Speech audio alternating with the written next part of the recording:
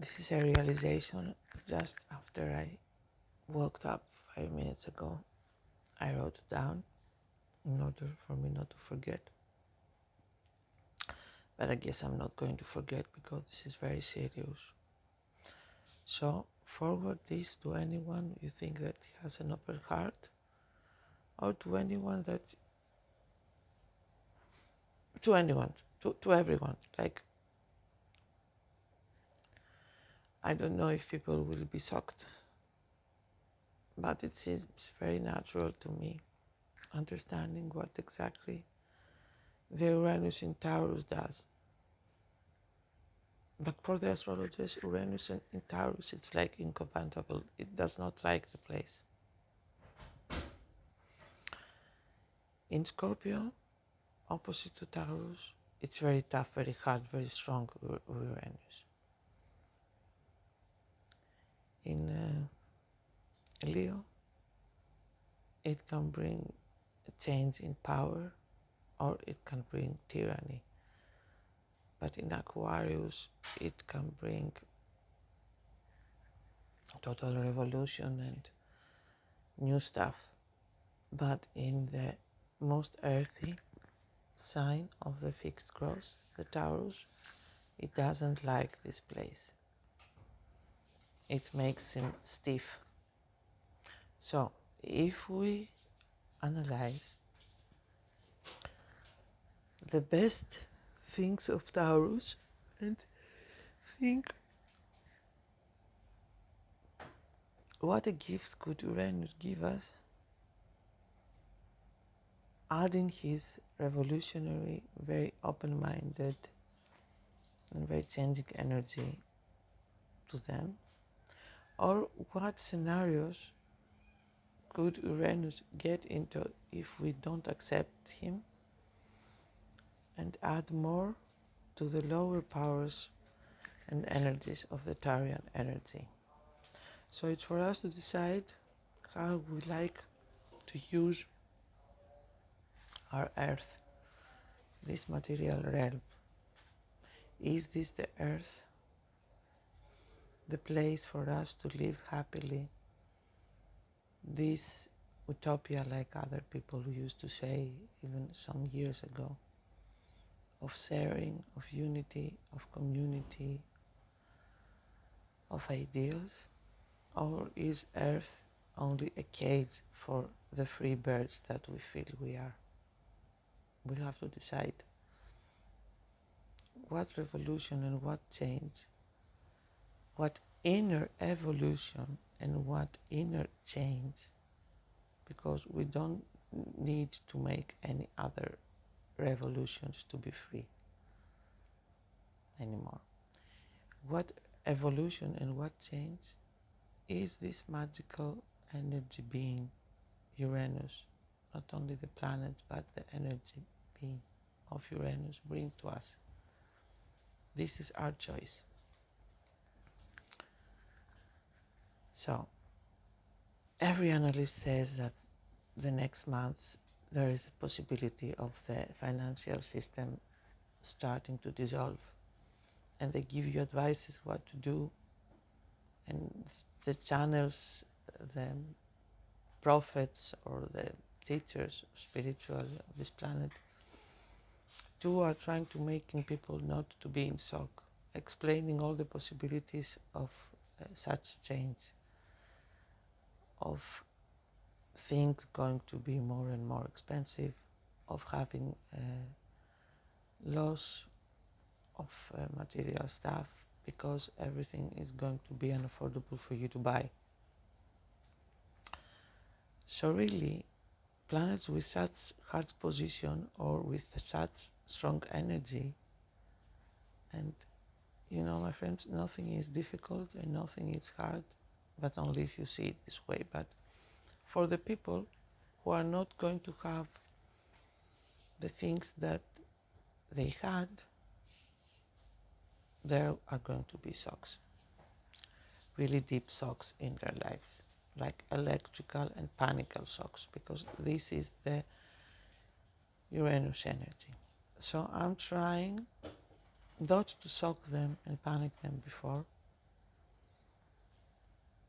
but try to explain what and how this is going to be as a possibility for them having fear, because the people who would have love in their life and understanding for themselves and others won't have such panics. They will try to find solutions and resolutions. They are not going to be stuck. They are not going to be in the me, because the lower Taurian energy is I like to have, I like to want, I like to need. And I do everything in my power to have and have more of the things I need. So this can be healthy and this can be very unhealthy in this new world. Such feelings cannot be appeared because it's not that they are bad or sin or something, but they are unhealthy for you to live with such reactions and appearances. You're not going to do good to yourself if you want and need only for you. If you count that everything is forever yours, if you think that things are like this and are going to be like this forever and nothing will change around you, then you're using the lowest of the energies. So take it again from the beginning. Everyone is trying to give you advice. Everyone. Some people are trying to give you advice and make you feel more open to the possibility that there are going to be very difficult situations for food, land and house, for all the materials we have in earth, but they're going to be very expensive.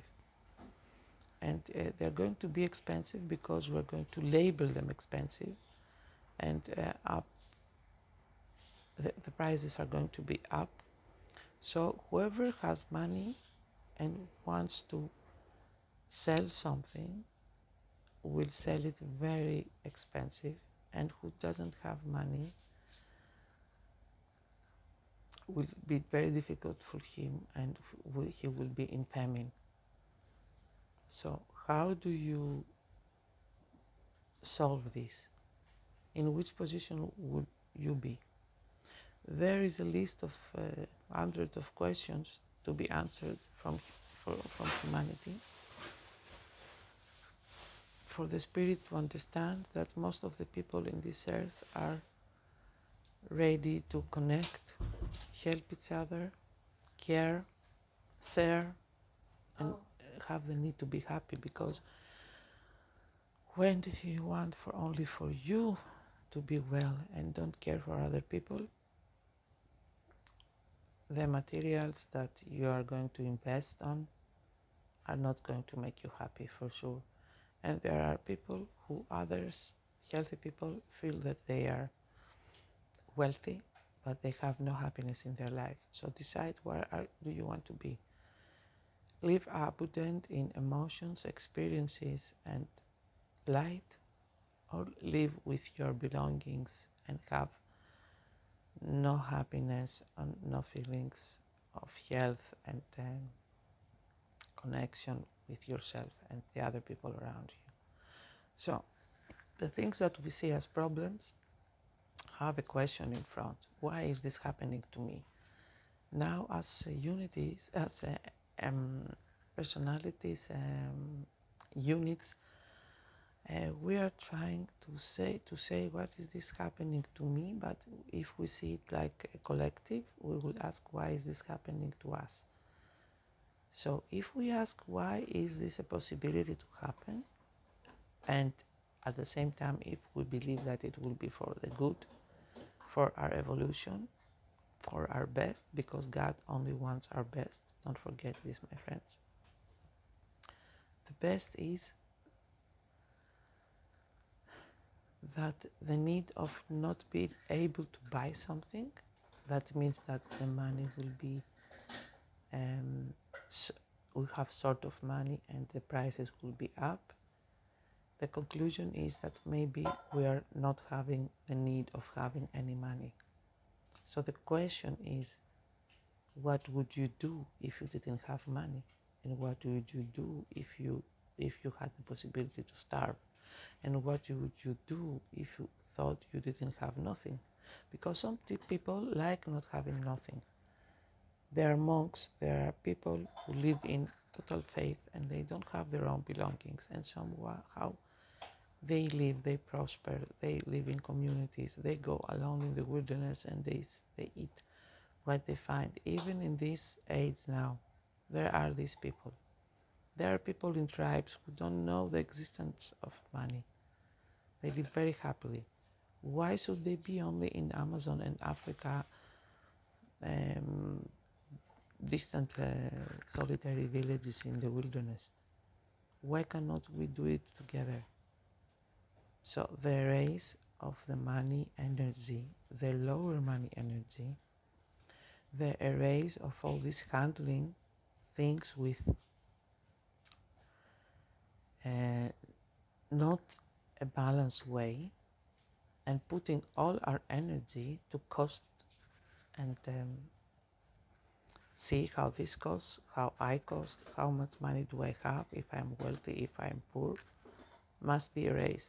This cannot be in the new earth. Like Jesus said, that wealthy people don't have a ticket to the heaven if they cannot deny these belongings, because you can have whatever you want, but when you are attached to it and you would give your life to save your car or your house from a fire, let's say, or from a flood, then you have a problem and you cannot enter the heaven, and the heaven is here, my friends. So who of us can live without money? Who of us can live in a community? Who of us can share? It's for you to decide. It seems very simple to me. I'm training in idea and now in practice the last weeks in this. I was very open for this from the beginning of my life, but I thought that I would be a monk because in another incarnation I was a monk, and I know how it is to share love with God and the belongings with other people, but in this incarnation I don't have this challenge. But my energy is here for sharing my ideas, my belief, my power, my energy, my happiness, and my resources with everyone. And resources is everything. It's not only the materials you have, it's not only the food, it's your energy, it's you, it's your happiness. Happiness is a resource. When you're in a group and people are unhappy and you go there and you light up their spirit, this is your money, this is your resource. So in order to have real and more resources, playing with the word now, you must be resourceful. And being resourceful means that you can find possibilities and solutions and openings to everything around you, and don't stuck in anything.